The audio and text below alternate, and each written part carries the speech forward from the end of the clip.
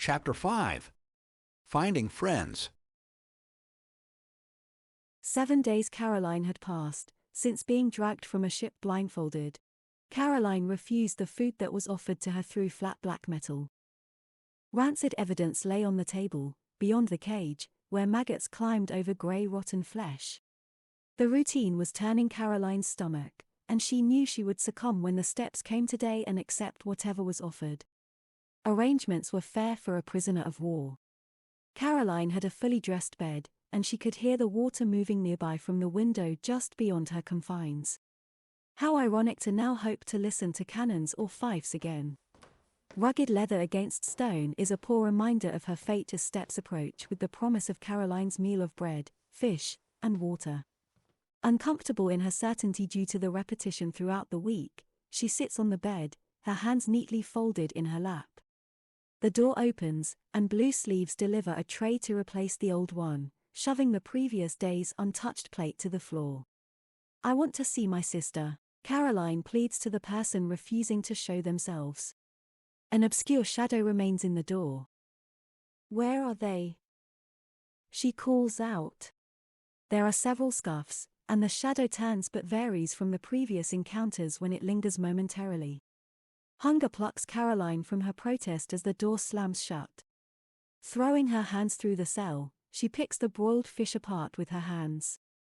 Getting stuck on a bone, Caroline reaches for the tin and brings it to her still healing lip.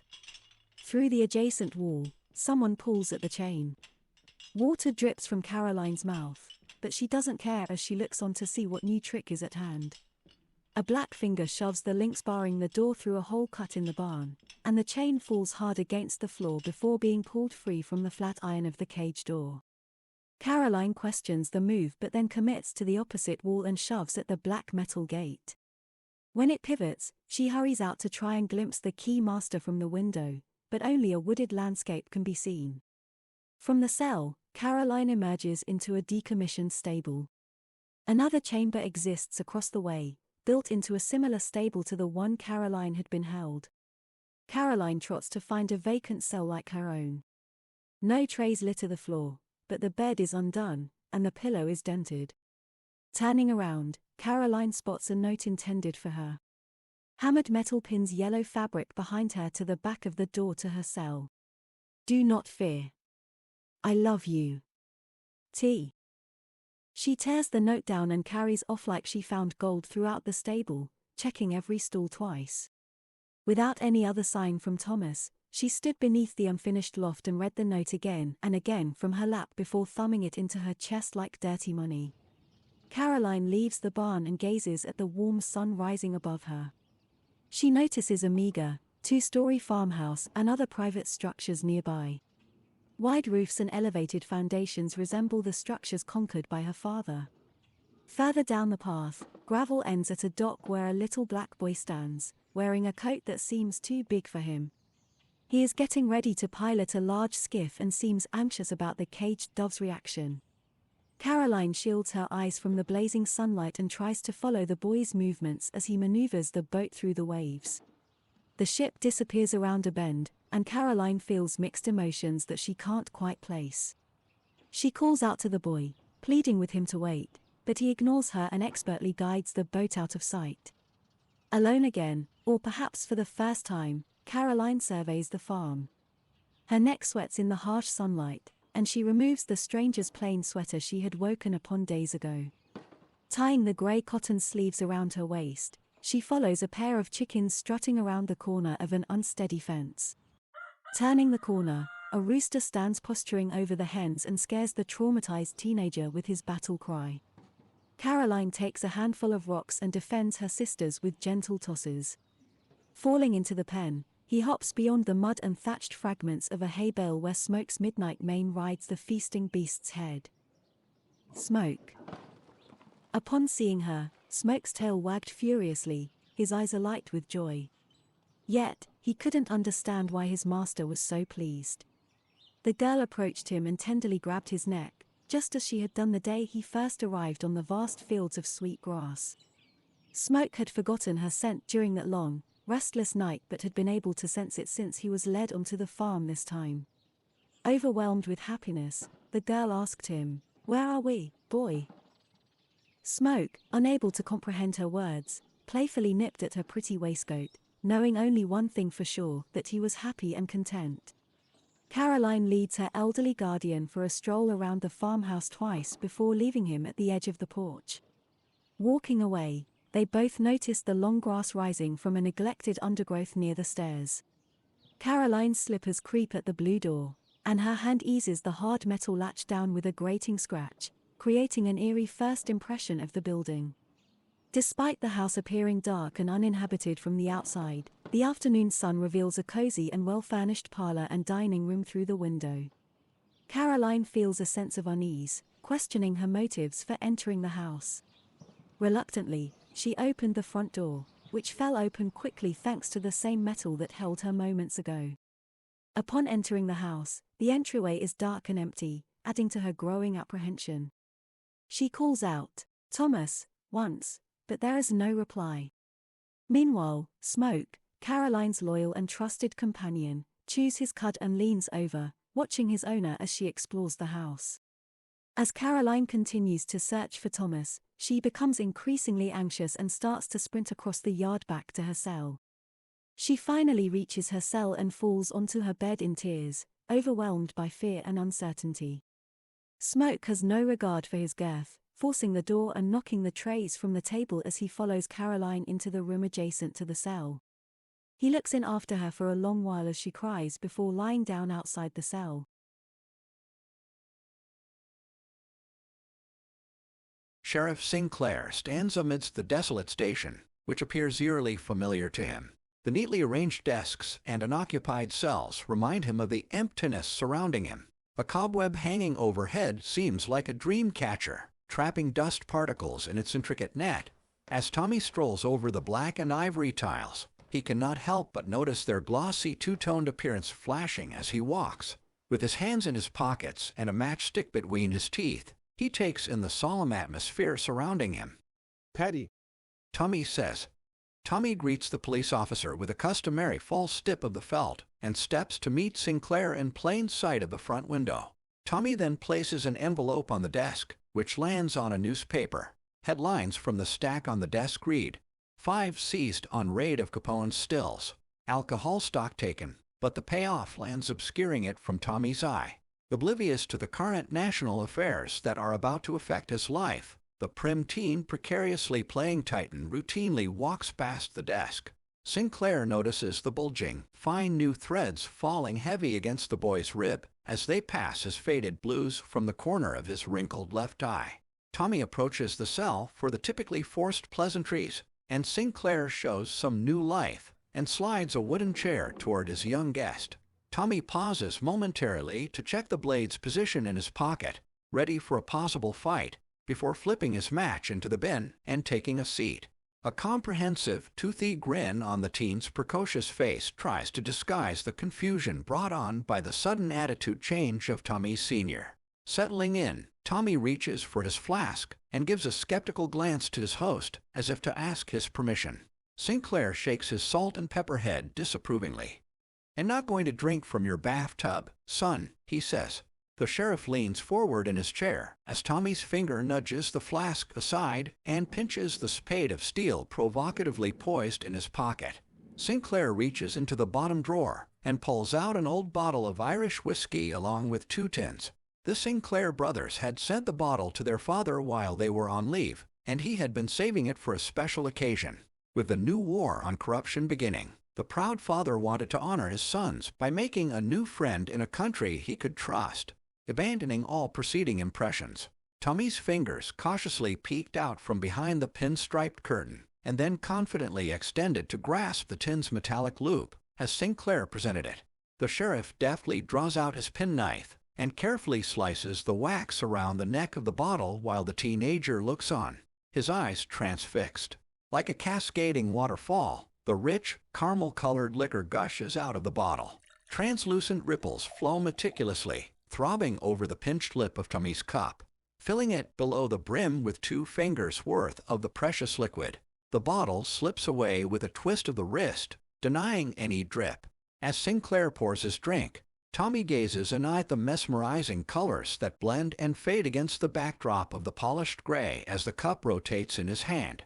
Finally, he brings the cup to his lips and enjoys the smooth and complex flavors of the liquor, savoring every sip slowly and with great pleasure. Smacking his lips, Tommy can't help but exclaim, Damn.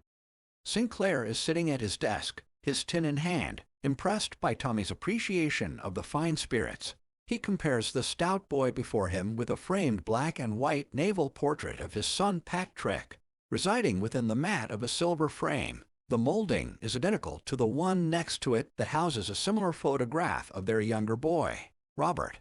The frames are etched with silver birch bark and stand tall over the sheriff's remaining legacy. As Sinclair is lost in thought, Tommy grows restless in the silence. Those your boys? He finally asks, receiving a steady repeating nod from the wayward host. Died in the big one? The sheriff's nod continues. Tommy stands and directs his finger to Robert. Robbie, the sheriff replies to answer Tommy's implied inquisition. Sinclair is slightly appalled by the intimate nickname falling from his lips for the first time in a long time. Tommy takes notice but moves his finger to the right. Patrick. Tommy can do his math and correctly assumes that Patty was the boy's nickname. He reflects on his time with the sheriff and subconsciously tallies over 20 slurs that were unintentionally synonymous with the Tollerson's name. Casually yet crassly, they had been ribbed at the retired serviceman throughout their interactions. The sheriff halts his nod, noticing Tommy's guilt and seeing the true nature of the gangster. Sinclair shares further. Blessed they were, neither heard a siren from the trench. Patrick never saw a battle, and the ship was intercepted at sea. Rob relieved me of hunting rabbits for a time before he took up the long gun for us. They kept him pretty well guarded. Tommy returns to his seat and places his hat on the empty desk beside him. Till they did. Until they couldn't, Sinclair corrects. Solemnly, the pair nod off and around until Tommy thinks to toast the heroes. Tommy lifts his glass of amber liquid and offers a cheerful, L'chaim. The sheriff responds with a nod and a smile. As the second round is poured, the portions become more generous, and quiet conversations create a warm and cozy atmosphere in the small station. Outside, a storm front rolls in, and a cascade of pelting white shot assaults the hull of a sturdy ship that moored at the nearby dock. Despite the harsh conditions, the vessel's black metal gleams with a sleek, polished finish. Dots of ice turn to whispers of steam as they hiss off the coal-fed stack. Carly had eagerly awaited the upcoming 4th of July picnic for weeks. She was excited to spend time with her new friends, particularly Billy, whom she hadn't seen again due to their busy work schedule and academic demands. However, her excitement was dampened when her uncle approached her with an unexpected request. Carly's uncle insisted that she attend the school's post-curricular holiday event and take Archie, the mayor's son and deputy with the Mackinac Island Police Department, as her date. This request initially took Carly aback, and she felt uncomfortable being paraded around as arm candy. However, her uncle made a compelling argument, stating that her association with the handsome and well-regarded Archie could potentially enhance her social status at school. Despite her reservations, Carly reluctantly agreed to her uncle's plan. Carly was holding onto Archie's arm and feeling the warmth of his black suit jacket, even though she found it uncomfortable in the hot summer sun. She couldn't help but find it amusing as she noticed Archie's sweat dripping down and landing on her ankle. Despite the heat, Archie didn't seem affected and kept his jacket on throughout the afternoon. Carly had planned to network and meet new people but instead found herself asking about the ghost stories and mysteries she had been reading about in bed recently. Whenever she got a chance to slip away, she took diligent notes. During moments of solitude, Carly tries to remain focused and resist the temptation of searching for Billy and James outside her current social circles. Despite her efforts, she finds her eyes continually wandering, but only the old man landscaper seems to catch her every time, although he doesn't seem to pay her any mind. The tall groundskeeper smiles at her admirably when noticed, and Carly can't help but feel a bit flattered and reassured by the gesture. There was a sense of familiarity about the old man with a cap who would disappear whenever she returned his gaze. As the party goes on, the old man landscaper arrives to attend to the garbage accumulating beside a gazebo. Nobody seems to take notice as they make way for him to do his job. Carly engages in a minor conversation with Archie's aunt, but she deliberately catches the old man's gaze and smiles at him with familiarity. Staggered to be noticed, the old man gains composure to smile back at Carly gently. He nods to her with the refuge in his hand before looking out the door to lads stacking bicycles up along the edge of the street. When Archie goes to have a cigar at the fort's exclusive tea room with his friends, Carly is finally free. Joining Billy and James valeting the bikes from the party, Carly is excited to see them but wonders briefly why the old landscaper had known who she'd been looking for. Dismissing it quickly, Carly calls out to them and takes her notepad from inside her waistband. Billy waits patiently for James to respond and even gives him a look to encourage him to join the conversation first. Finally, Billy speaks up on behalf of both of them, saying, "You found us." Carly approaches James and asks him directly, "How are you?" James responds comfortably. "I'm good. How's the party?" Carly nods and smiles encouragingly. "Do you boys have the whole day planned out for you?" James shakes his head a no in response. "We're done after the parade ends and everyone clears out," says Billy. "You guys want to hang around with me tonight?" she asks. James stands there, his jaw hanging open in shock. Billy playfully taps his leg with a bike tire before abruptly jabbing one of the handlebars into James' kidney with enough force to make him wince. Despite the pain, James remains still and stunned, unsure of how to react. Carly giggles at the scene before saying, "Find me later," once Billy surrenders and nods in agreement. She then points up to the bluff above them, indicating the location of her uncle's cottage, where they can meet later. "Cool," Billy replies as she waves, "Goodbye," on her way back up to change. James is shocked, and Billy can only laugh. One after the other, the guys return to their work, organizing the litter of chrome. As the sun begins to set, casting a warm golden glow over the city, people gather in the park at the foot of the fort. Amid the bustling crowd, James and Billy make their way through, steadily climbing the stairs in the far corner. They reach the top of the bluff where they had left Carly on their first day meeting. With Carly's hair woven into neat braids and a beautiful purple bow adorning it, she sits perched on the railing, watching the surroundings. The sound of her whistling a bouncing melody to mimic those coming from the fort echoes through the air, adding to the patriotic atmosphere. "Did you make lots of money?" she stops to ask the eager James. Thumbs up is what he can manage in response. She chuckles and says to Billy, "How about you?" "Effing tourists," says Billy. Carly can't help but burst at the use of rebel language and covers her mouth to stifle the entire length of her intensely charming laugh. Billy enjoys her reaction and flashes a charming smile back at her, unintentionally beginning to flirt. Meanwhile, James directs his attention towards the stunning cliff view and, without any hesitation, lifts one foot onto the crossbeam of the wooden railing and gracefully takes a seat beside Carly. She leans over to join him, swaying with the gentle breeze as he settles in. Billy stands beside James, admiring the breathtaking scenery before them and appreciating the camaraderie. "Hey, have you guys heard about this spot? It should have an amazing view of the fireworks. What do you think?"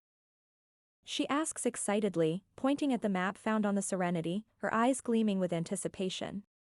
With rapid flicks, Carly turns a flashlight on and off twice, illuminating her vibrant features. "I was just reading about it and thought it would be a fantastic spot to catch the fireworks show. Plus, I read a ghost story. What do you say, shall we go and check it out?" "Hey. Ghost hunt. Lead the way," says Billy, and she hops down to lead them off along the bluff. As they steer away from the perilous edge of the cliff, a well-paved road leads them directly to the western bluff. After a brief journey, they emerge from the dense cedar forest and approach the convergence of several trails. At the junction of the trails, a weather-beaten state park's bulletin board catches their attention, bearing the name Lover's Leap. With Carly leading the way, the group follows the trail to a magnificent stone-built balcony perched atop a colossal boulder that protrudes from the island. "Wow, says James, gawking out at the towers of the Mackinac Bridge in the distance. Following the landscape, the waterways from the straits merge similarly. A red lighthouse stands as one massive bulletin to the northern playground. An oscillating spotlight attacks and retreats from the lights constructing the bridge. What's with the name? Billy asked. James looked around, having missed reading the sign as they walked in. Billy runs his hand over the stones that also spell the same out on the balcony surface, with his new friend following the light for James. Lover's Leap. Legend has it that during the island's early days, the daughter of the governor fell in love with a patriot. Rather than letting their families tear them apart, they chose to jump off this rock together, Carly explains. How original, right? The group gazes down at the cedars and the lonesome road below. It suddenly dawns on James, but before he can act, Billy has started to count after spitting over the edge himself. The boys grin while the girl lets out a guilty little giggle. Carly explains the origin story of the landmark. According to legend, the island has a history of tragedies attributed to the Siren of Mackinac. Mothers who have lost their sons to war or husbands who wander are said to be lured to misfortune by the seductive whispers of countless ghosts unable to rest after their worlds were torn apart. Originally, ghost stories of the island surrounded the desecration of sacred burial grounds, lectured the girl. Settlers have disturbed the rest of many Native Americans colonizing Mackinac Island. Even relocating cemeteries, there is no shortage of myth in the area to feed rumor, but the Siren of Mackinac has its tragedy tied directly to this spot. James interrupts to ask Billy. Siren. Like for the bomb. Billy shrugs to signify he doesn't know what she means either. I'm sorry, but the siren is part of Greek mythology and referenced in many literary works. Although it has been adopted on the lakes again here, it usually applies to stories of the sea, explains the passionate girl. Unfortunately, the explanation doesn't seem to help Carly's audience much. She tried harder yet as she continued, let me give you an example. In one story by Homer, there is a character named Odysseus who is a ship's captain. He hears the sirens call and wastes his life and resources on the island they inhabit. Sirens are usually portrayed as women and are said to live in stone palaces that do not allow safe passage. Sailors who hear their song often lose their ships, lives, or both. Friggin' tourists, Says Billy. Carly snickers abruptly. James doesn't react, his attention fixed to a disturbance in the brambles. Roaring wind consumes Billy and Carly, but from the left, James knows he heard a snap and leans out of the air's current to listen to it again. In the cedars behind them, only cedar branches. As James' back is turned, Billy grabs him to startle him. James laughs it off briskly and remains on high alert. As the sun sets behind the trees, an eager captain fires a single round from a motorboat on the lake, and red embers come to life and sizzle away amongst budding stars. While Billy and Carly fall under the spell of the fireworks display, James continues to search the dark woods surrounding them.